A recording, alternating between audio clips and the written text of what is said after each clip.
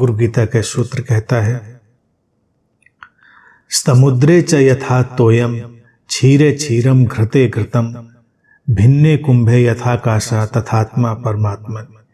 समुद्र में जिस तरह से जल, दूध में दूध, घी में घी, घड़े का आकाश घड़े के फूट जाने से बाहरी आकाश में मिल जाता है, उसी तरह से आत्मा परमात्मा में मिल जाती है। सर्वव्यापकता को बतलाने की ये बात है। जैसे सागर में हमें जल दिखाई देता है, दूध में दूध, यानी दूध है तो दूध ही है, घी है तो घी ही है, जो जैसा है वैसा है। और घड़ा है, घड़े में हमें एक आकाश दिखता है, दीवारों में कैद, घड़ा टूट जाए तो बाहरी आकाश में मिल गया, यानी घड़े का अस्तित्व तो समाप्त हुआ।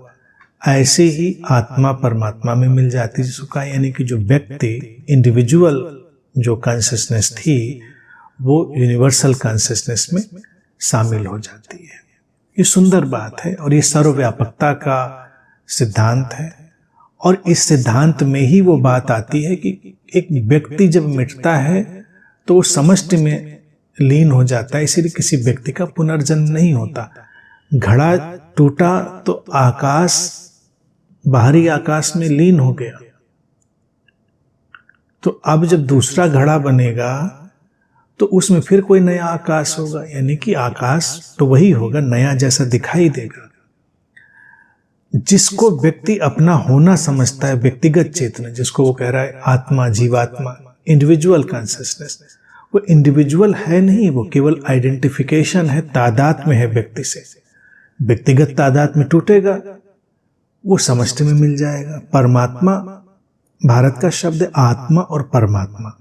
परम आत्मा यानी कि जो एक जागतिक विस्तार है, जो कॉस्मिक एक्सपेंस है, वास्टनेस है, उसकी बात कही जा रही है। तो यहां पर समझने योग्य बात यह है, जो साधक के लिए सूत्र कहा जा रहा है, कि हम उस सर्वव्यापक स्रोत पर अपना ध्यान रखें। बाकी सब केवल बाहरी आयोजन है। जिसको हम अपना व्यक्तिगत होना समझते हैं वो व्यक्तिगत ना होकर समष्टिगत है। व्यक्तिगत केवल काम चलाऊ है। जैसे घड़ा, उसमें जो आकाश दिखता है वो केवल घड़े की उपयोगिता के लिए है।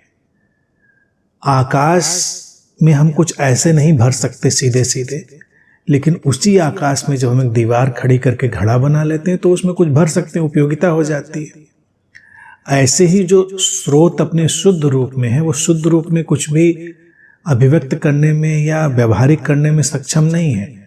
वही स्रोत जब किसी शरीर मन में शामिल होता है या उस स्रोत से शरीर मन प्रकट होता है, तो वो वैयक्तिकरण, वो इंडिविजुअल जो होना है, वो तमाम तरह की व्यवहारिक क्रियाओं को, घटनाओं को आगे लेकर चलता है। तो ये केवल व्यवहारिक उपयोग के लिए है। मूल रूप में वो एक ही स्रोत है।